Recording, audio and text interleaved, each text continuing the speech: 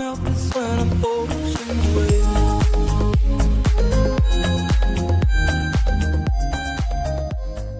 Today on Nova Legends podcast, I am Meridian soccer coach Nathan Greiner, whose Mustangs just won their 13th state championship. I believe that's right. And this is Coach Greiner's first year as coach, so he's 1 for 1. Coach, congratulations and thanks for doing this. Oh, thank you so much. Glad to be here. Oh, of course. So, well, a lot of people probably don't know much about Meridian, formerly George Mason, because you guys don't play any other high schools around here. As a matter of fact, I've been covering local sports for the last few years, but I've been involved in sports for many years. I've never refereed a game at Meridian except for like a adult league game. And I was a high school basketball ref for many years. You don't play many of the schools around here. When I was a kid, I was a class 84 Robinson. You guys were, back then we called it single A, and you played teams like Manassas Park and you played teams far away. We played you guys in summer league, but there was almost no interchange between the teams. So it's almost a completely different conference, leagues, a different culture. Do you sometimes feel forgotten amongst the other teams in the area since you guys are in totally different leagues? Yeah, I wouldn't say we feel forgotten because we definitely have a reputation. I think people that know soccer definitely know who Meridian, formerly George Mason, is because of the run of success we've had. We have VHSL record books of all kinds of goal scorers, of state championships, of all state players. So we have the reputation. Early in the season, a lot of times we get to play these 4, 5, and 6A schools. And I think a lot of times they come into it being like, okay, these guys are just a little 3A school. And, I think we shock them. Like this year we got to play Annandale. Very strong team, but we beat them pretty good 4-1. And I know other teams had trouble with Annandale that are larger schools down the stretch. So we'll play anybody. And it's just, I guess we do get overlooked or forgotten occasionally, but I've been with this program since 2001. And there used to only be 3 classifications. So class 1, 2, and 3. And then it went to 6, and we were 2 out of 6. And then in the last couple of years, we moved up to 3 out of 6 based on classifications. But again, early in the season, we do take that opportunity to play a lot of other teams, or we've gone to what's called the Smoky Mountain Cup in Tennessee, which is a really incredible tournament where you get to play state champions from other states. So we've had the opportunity to do that the last couple of years as well. Yeah, and by the way, the Annandale team also beat Lewis, and Lewis lost in the state finals for class 6. Do you wish there was promotion and relegation in soccer in America like there is in Europe? For example, if this was a youth soccer league in Holland, Meridian would have played their way to the top level years ago. You've been top level. Would you like to play in the leagues with the big schools? Are you happy the way it is? I think if we want to play big schools, we have the opportunities to do that. I don't think the high school league needs to make changes. I think population size is a good way to look at it, and changing classifications based on your size. But when we want to play big schools, we have every opportunity to do that early in the season. When we do our schedule, we're happy to schedule. We played Robinson, which is the largest school around. We've played them in the past.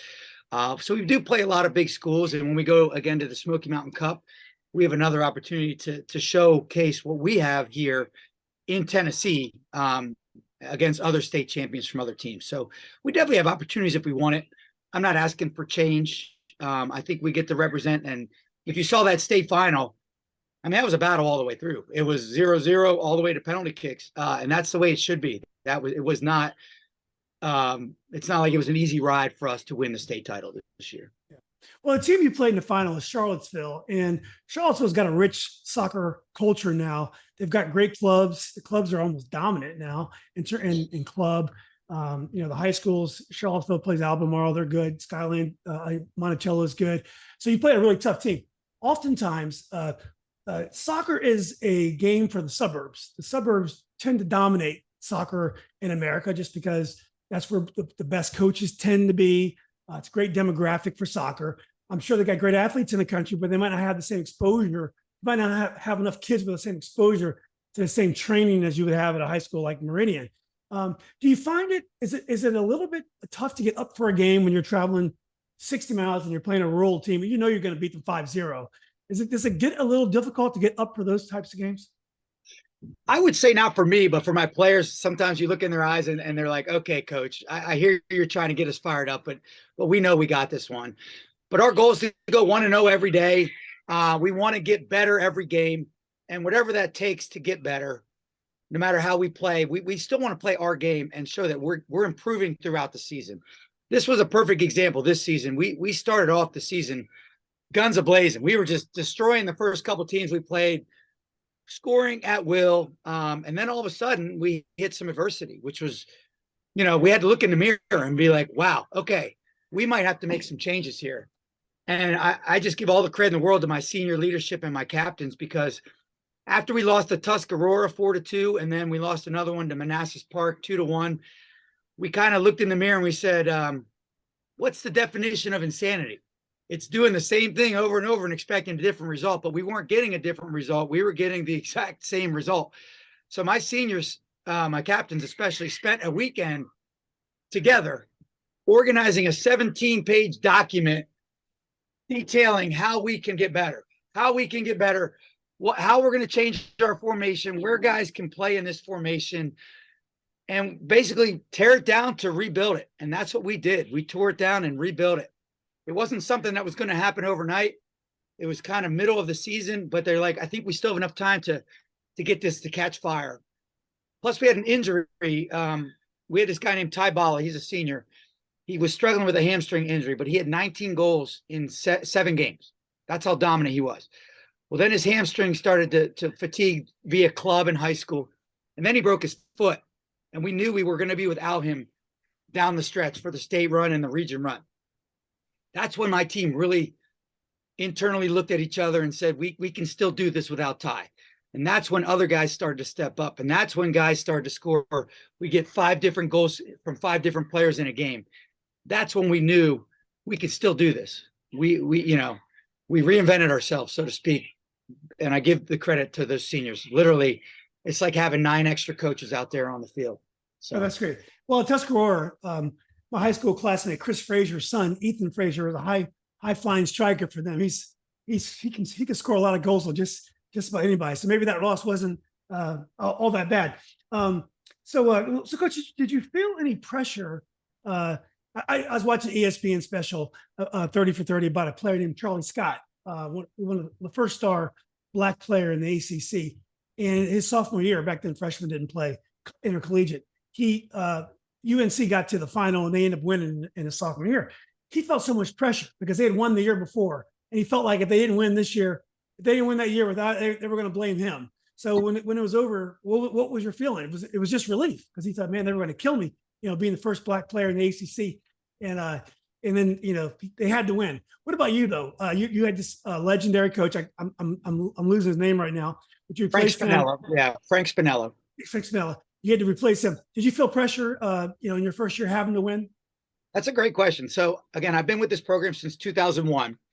I started at the JV level, and then I moved up and I was his assistant for many, many years. We have such a great relationship. He's literally probably my best friend. And in the off season, yes, I was like, what am I getting myself into? What am I doing? This is crazy. How am I supposed to step up and do this? But again, I've been with this program forever. I know these players inside and out. So I would say during the off season, I kind of freaked myself out. I've tried to take deep breaths and stay calm. Once the season hit, things were just so busy from February till now. Like, I can't even believe how many months have passed. And I'm like, wow, I think I was just trying to win the next day, win the next day, win the next day. And I did have the leadership of these seniors who I couldn't have done it without them. They were just incredible. So yes, the pressure was real. The pressure was there. But there were moments I was too busy to feel the pressure, I would say. The state final was a great example. Coach Spinello happened to make it back up for the state final. He said, if you guys get there, I'm going to come up. And the guys just love him. Well, he was on the sidelines. Things got crazy. I had injuries happening left and right. And my 2 center backs went out. Well, he went out on the field to take care of the players while I got to figure out what Band-Aids we're going to put on this situation, how we're going to fix all these starters that just went out, that are all banged up, that are leaving it all out there. So I think he brought a real calming sense to me. He wasn't trying to coach the guys. He wasn't trying to take over. He was just there in a supportive role. But I owe him a lot of credit because he's given me the skills to take over for him and the legacy he had. And I even go back one more step to Coach Iwaniki. My first year in 2001, he brought me on as a JV coach. I got to watch some things that you do to make a good program. And he showed up at the state final, which meant the world to me to get to see Coach Iwaniki, Coach Spinello. We're still all tight and communicate. And it's just great that we're working for each other. It was just special. So yes, there was pressure all the way through. And I think I can now, I was hoping to take a deep breath and relax, but there's still a lot of things going on since you win a title. But my day's coming soon to just put my feet up and relax. Yes. Yeah, whenever you climb a mountain in coaching, you get to the top of the mountain, you don't get to rest, and they just point to the next mountain, and you got to start thinking about climbing that mountain. So after being an assistant for so many years, how do you decide what kind of coach you want to be? Now, obviously, you've been with him for a long time, and he's had a lot of success, but you may also have ideas about soccer that might not always agree with him.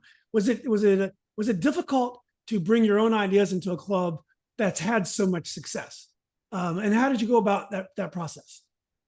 Yeah, well, again, this class was special. The senior class tasted the championship in 2001. They were able to win against 2021. 2021. Yes. Gotcha. We beat Tab in the state final in 2021. They were sophomores. They tasted and saw what it took from our leadership at that time. And in 2022, we came up just a hair short. So they knew this was their last shot. But I also knew this was one of the most solid senior classes we ever had. So my goal, honestly, this year was don't get in their way. Get out of their way. These guys know what they want. They know how to do it. As I said, it's like having 9 coaches extra on the field. So this year I was a total players coach. I wanted to take input from them every single day. If they had ideas, if their things was working or wasn't working, I wanted to hear from them. And I led through the captains that way because I feel like coming from the captains means more to the rest of the players. So the goal this year was definitely to not get in their way, I would say. So, well, Coach, you talked about your player that was injured. I forgot his name. That had a tough year of injuries. Let's hear a little bit more about your squad. I mean, obviously, I know it's tough off the cuff to come up with all your key players. But why don't you give us a little bit of a rundown of your team? Yeah, let's start from the top. So Ty Bala was my starting forward. And he, as I'm saying, he's 6 foot something. He's huge. He's just a man among boys out there. And he's just an incredible goal scorer. Well, when he went down, we had to kind of figure out where we're going to get goals from. Well, this year, we have a senior named Jack Ettinger, number 9. And early in the year, he was pretty down on himself because he wasn't in that forward starting lineup. He's like, I'll play anywhere, coach. I just want to play. Put me as a defender. I'll do whatever it takes. I said, listen, Jack, a lot of things changed throughout the season. You're going to get your moment. Well, sure enough, he became a good force up top and started to get the goals that we needed. So it worked out for him. Unfortunately, not for Ty, but it worked out for Jack. We had a new kid this year that played for the first time. He was a junior. His name's Felix Green.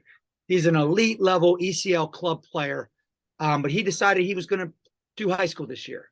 And we were very fortunate he decided to play because he was just a huge impact. He's just a smart player. He's a great goal scorer. He can also be a great assist man. So Alex Gardner, state player of the year this year, another guy ended up with 25 goals, 25 assists.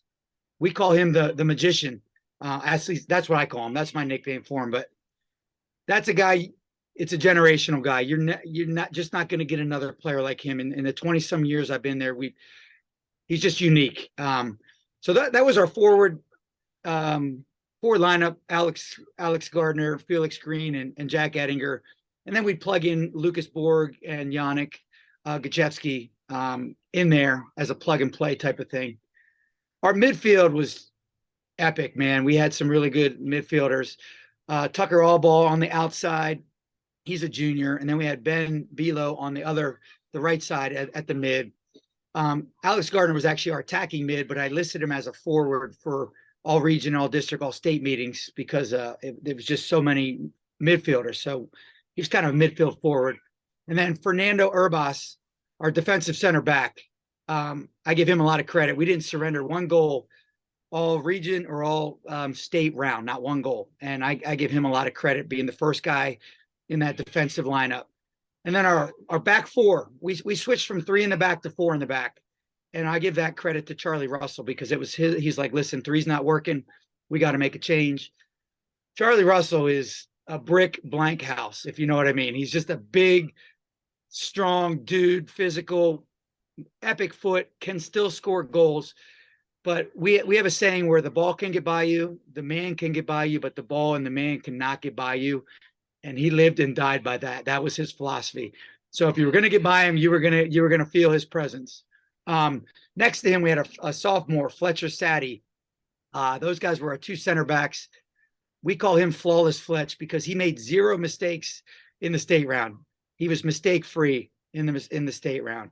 Then we have an outside back named Oliver Frondano, a senior. He is one of the most special players I have ever been around in my entire life. If you ever watch us play, he has the ability to get forward from the outside position and score goals and distribute. He's so fast. He never gets tired. He's going to be a big hole. And our other left back was a guy named Near Pathick, a junior this year. He'll step into a bigger role next year, but he was huge for us back there as well. So that's kind of a synopsis of our lineup. And we don't have subs here. We have reinforcements. We firmly believe that. So the guys that are not starting, they're not substitutes. They come in and reinforce what we're doing on the field. Well, everyone deals with the issue of players in the building that choose not to play because of club commitments. Did you have other players in the building that you would have liked to have had on the team that chose not to play? I think in the last few years since Alex Gardner joined and we've had a couple other club guys come in and out, the guys realize high school is valuable experience. It's a great experience. You're not going to get worse by playing high school. It's good competition. There's good coaching at the high school level, and it's a hell of a lot of fun. I think that's what these guys don't understand. They don't get this at the club level. You don't get to ride on a bus, as crappy as it sounds, ride on a bus and get that camaraderie. You don't get these fans to come out and cheer you on. I think they realize once they play how much fun high school is, how good the level of competition is, what they get out of it, and all the recognitions and acknowledgments that go along with it. And playing for something bigger than yourself, playing for a school, playing for the guys in front of you. It's just different. And if you ask any of my guys that play club, they're coming back next year. All my club guys, they're 100% going to play again. Yeah. So my son played midfield for Yorktown, and really good team. For club, especially when you're older, when you start driving, not even your parents are there anymore. They're worn out from 10 years of club soccer, and so no one cared. He played great. You win a state cup, nobody knows. If you do well in high school, the whole school knows. It's a different feeling. Loudspeaker, crowds. It's you really can't beat that experience that you get. So coach, if I had to ask you what your coaching philosophy is, so far we've talked about your team and the fact that you had a senior laden team, so you really couldn't change too much, as a new coach. But how would you describe your soccer philosophy? What kind of coach are you, and what kind of coach do you want to be? I think that would be a great question for my kids. I don't know what they think of kind of coach I am, but I think I'm a good motivator. I think I can squeeze the best out of what we have, the talent that we have. I feel like I'm open-minded to ideas. I'm not egocentric. I'm not after my own accolades. It's really about the success of the guys in the program. It's not about my success. And I really want to be a player's coach. I want them to, there's 3 things I ask of a player. If you want to be a Mustang soccer player, first is that you love what you do. That's my first rule. If you don't love this, maybe this isn't for you. So love what you do. Second, do it to the best of your ability. Do it to the best ability you have. And 3, always put the we before the me. That's what we call a Mustang soccer player. That's all I ever want out of my guys. Have fun because you love it. Do it to the best of your ability and play for your team instead of you. And we're going to be successful. That would be a nutshell of my philosophy, I would guess. Yeah. Coach, do you also coach club soccer as well? I do not. No, you never have? No, I'm extremely busy. I'm an elementary PE teacher, so I do that. I run a fitness company, so I teach fitness classes and then coach high school soccer. Plus, I have a family with two kids, 2 twins at home and a wife. So I got to give them a lot of credit for allowing me to pursue my passion because I've missed out on a lot of life milestones this year. A lot of events that my kids had that I couldn't be a part of because of high school games or high school commitments. So definitely not taking on one more thing. it's good to only have one season and then kind of refresh. I do run my son's rec team, so I get a chance to give back to the community by running some rec soccer in the fall. But no club for me. Is there pressure at Meridian to coach other sports? Obviously, back when I played, back in the Stone Age, they love the coaches that coach JV football or coach all the coaches coach all 3 seasons. I know that's rare, more rare these days. But do you ever have pressure to coach other sports? No, absolutely no pressure. I know we do have a couple coaches that coach baseball and football and things like that. If you're young and you don't have a family, I can see it. But man, if you realize the grind, I mean, it's worth it. It's worth every second. Don't get me wrong. But from February till now, I literally had my head down and to the grindstone so much that I realized, holy cow, it's now June. What is it? 12th. Like, where did that time go? I mean, it's just, I'm telling you, I was about to win the next day. Let's go win the next day. And you realize this time just boom. And here you are at the end of the season. And you realize how exhausted and how much you put off in life to be there for your kids. So yeah, I don't need definitely no more club. Yeah. So I know we did this kind of backwards, but Coach, where are you from, and how did you get into soccer? Yeah. So I am from Harrisburg, Pennsylvania. I got into rec soccer probably at age 6. I dabbled in a couple sports, wrestling, soccer, baseball, but soccer is the one that really stuck with me. I was never super good. I never, crushed it in the high school level. I didn't make varsity till my junior year. My senior year, I started to, I would guess, get a little bit better. And I wanted to play in college. The only reason I wanted to go to college was to play soccer. So I went to a school called Bridgewater, which is just south of James Madison University. The program was just entering its 2nd year. I was like, you know what? They're not recruiting me. They don't care, but I'm going to go make the team. So I go there and try out, and they're like, yeah, you got a chance. Can you play defense? I go, I'm not really a defender. I think you should try me at forward. Well, they had me playing defense early on. And the first scrimmage, I didn't get to start because I was like, I'm not a defender, I'm a forward. Well, at halftime, they put me on as a forward, and I scored 2 goals in my first game in a couple minutes. And they're like, okay, maybe you can be a forward. So the rest of my 4 years there, I was a forward for Bridgewater. By no means were we a great team. We were the doormat of the district, but I ended up having some goal scoring records, assist records. Again, we were a young program, but that's how I got into it. I got better as I went on. And then once I graduated, I found this teaching job in Falls Church City. And I was like, I'm a PE teacher. I got a coach going with PE. I met Art Iwaniki in my first year here. And he's like, hey, I have a spring coaching job for you on JV. You want it? I said, sure. And the rest has been a long, wonderful ride with state trophies and championships along the way. So 22 years, it's hard to believe where that time's gone, but it's been a fun ride. So yeah. But real quick, who are some of your other influences in terms of soccer, like internationally? Are there coaches out there that you model after? I'm not a huge international soccer guy. I'm a World Cup guy. I get in when the World Cup goes. I don't really have a club I follow. So I wouldn't say I could pin that on one person. I would say coaches in my life have influenced me the most. My high school coach, and the coaches I've coached with at Meridian and Mason High School have influenced me and helped to make me who I am. Yeah. Well, Coach, this has been great. I learned a lot about Meridian. Again, I've been here all my life and been involved in youth sports, and I know very little about Meridian. I'm probably 2 miles away. I interviewed Coach Jim Smith a while ago. When he first joined, great guy. Lucky to have him too. But I'm very, very proud of what you guys did. You're the only team from Northern Virginia boys team that won the state championship this go around. There's a lot of great teams up here, but it just goes to show you how tough it is to win a cup, to run all the way to the final. So congratulations. Tell your boys congratulations. And look, thanks for doing this. Hopefully we can keep in touch. Again, I am local, so maybe next year I can come out and catch a game. Yeah, man, don't be a stranger. Come out and support us. We want our name to get out there. We'll play most teams. We're not scared.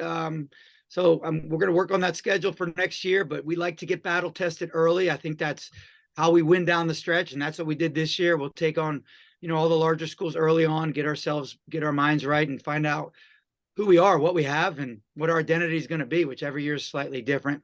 We can't replace those 9 seniors, but we are going to miss them. But they are going to live in infamy, is what we told them before the game. Once you have that state championship, you are the team we now talk about in the future. You are the guys that we're going to be bragging about next year. Like, how did this team do it? We have a small junior class next year, only 5. And then our sophomore class is really talented. And apparently the 8th grade class coming up next year is going to be another talented group. So I look forward to seeing what the future brings. The future is definitely bright for us. The talent just keeps coming in. I just want to leave it with, you can't win without talent. It doesn't matter how good of a coach you are. So it's not about me. It's about the talent that comes to that high school and just putting the right pieces in the right place. And they deserve all the credit. And thank you for getting them in the spotlight a little bit. I appreciate that. Well, sure, my pleasure. Yeah, they'll never forget winning a state championship. I remember my last high school game, we lost in the first round of districts. That was it. And I never forgot my last game. These kids, especially the seniors, when they look back on their last game, they were state champs. They couldn't have gone any further. So congratulations. Good luck finding folks to play you next year. If you called me up, I'd hang up the phone and say, Coach, my schedule's full. But Justice is available down the road there. But anyway, Coach, love to meet you in person sometime. Even get a coffee or beer, whatever you drink. But congratulations again, and tell your team the same for me. All right, Julian, you're total class, man. I appreciate it, and my guys appreciate it too. So thank you very much, and look forward to definitely hanging out again. That sounds good. Thanks, Coach, for the kind words. All right, man. Take care. All right. Bye.